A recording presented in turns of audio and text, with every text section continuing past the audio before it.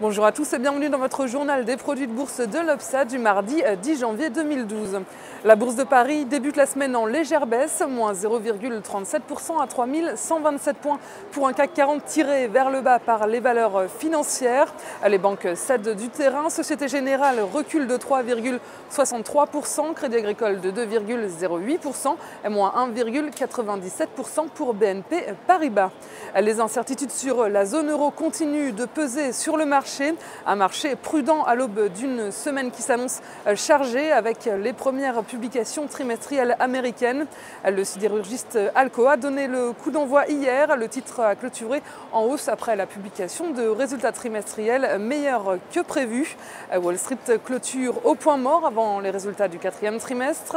Le Nasdaq, le Dow Jones s'octroie 0,26% à 12 393 points.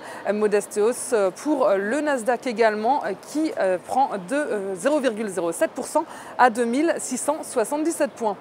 Côté change, l'euro se reprend à 1,2750 après avoir touché un plus bas de 16 mois. Côté matières premières, le baril de brut cède 38 cents à 112,68 $. Sur le marché des produits de bourse, les volumes sont faibles avec 15,3 millions d'euros échangés dans une séance de léger repli. Le ratio call-put global reste stable avec 49% de call contre 51% de put. Varentistes et investisseurs en turbo sont opposés puisque les premiers restent orientés à la hausse avec 60% de call tandis que les investisseurs en turbo restent orientés à la baisse avec 59% de put. Concernant la répartition par type de produit, les certificats benchmark 100% continuent à dominer et détiennent la majorité des échanges qui baissent légèrement à 44%. Ils sont suivis par les turbos à 29% et par les varants à 20%. Du côté de la répartition par sous-jacent, les indices sont en légère baisse mais restent forts avec 67% des volumes. Les matières premières sont en baisse à 10% et enfin les actions poursuivent leur hausse à 12%.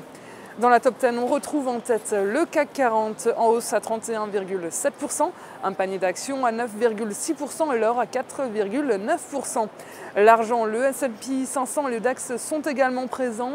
Côté actions à suivre, on a les sous-jacentes financières avec BNP et Société Générale, les titres aéronautiques avec EADS et les énergétiques avec GDF Suez.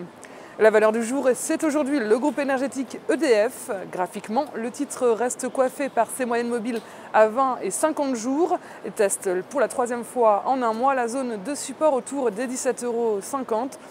La rupture de ce niveau devient très probable et va ouvrir la voie à une nouvelle accélération baissière vers les 15 €. La stratégie qui vous est proposée pour jouer cette valeur, c'est l'achat du warrant put EDF à 1359 T d'Unicredit au prix d'exercice de 15 € d'échéance au 1er juin 2012. Voilà, c'est tout pour aujourd'hui. Bonne journée et à demain.